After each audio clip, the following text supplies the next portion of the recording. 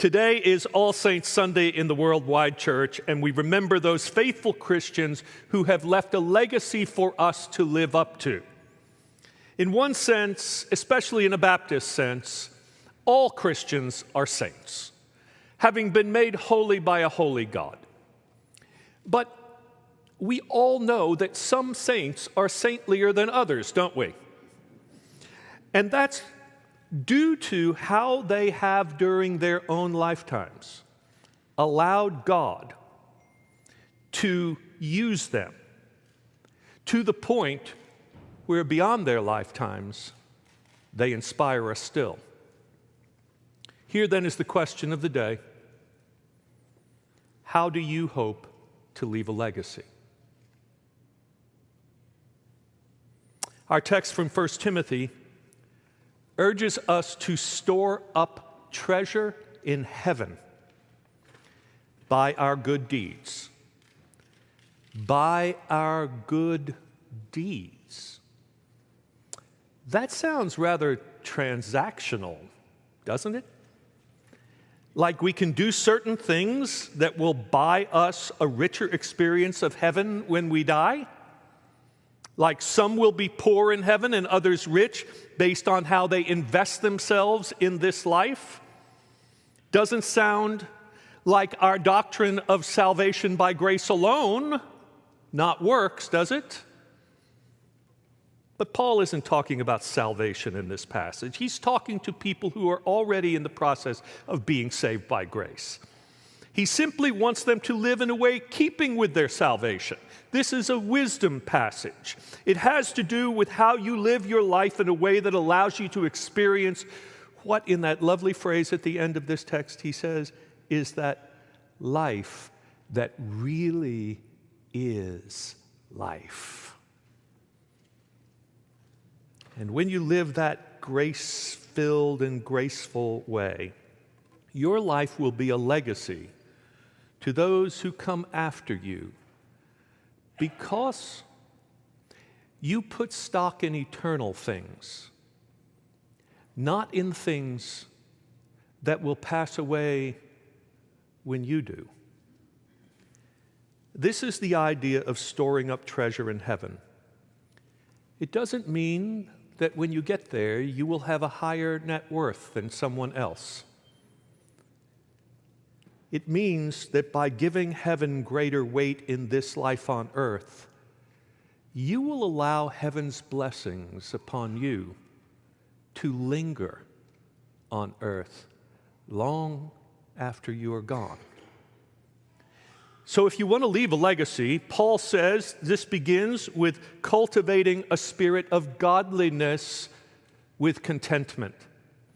There is great gain in this, he says, because just as you brought nothing materially into the world when you were born, so you cannot carry with you materially anything when you leave, when you die. We seem to have a hard time believing that, though, if you look at the way we store up treasure on earth.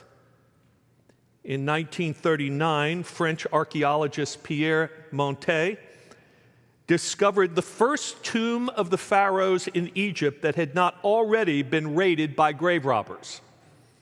The so-called Tanis treasure is a cache of gold and jewels that were meant to aid the Pharaoh buried in that place on his journey toward immortality that would follow the course of the sun in its daily resurrection.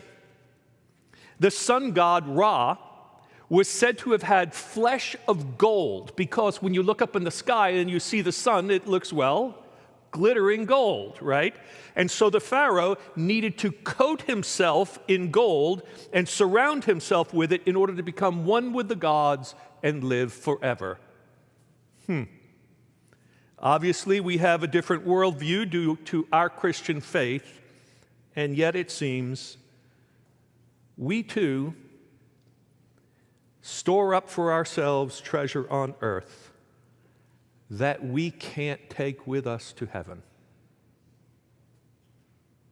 Now, it's important at this point for me to say that good financial management and estate planning are not ungodly. In fact, they can lead to a godly legacy because saving can be a great means for giving wealth, not just for hoarding it.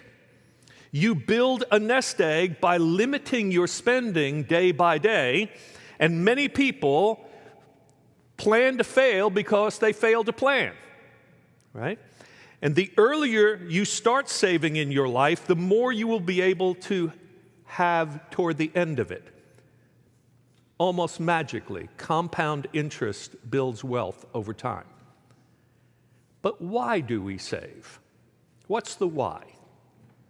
For many people, it comes from a fear of scarcity, from insecurity about the future, or from a determination that I don't want anyone to have to take care of me when I get older. Right? Two problems with all that.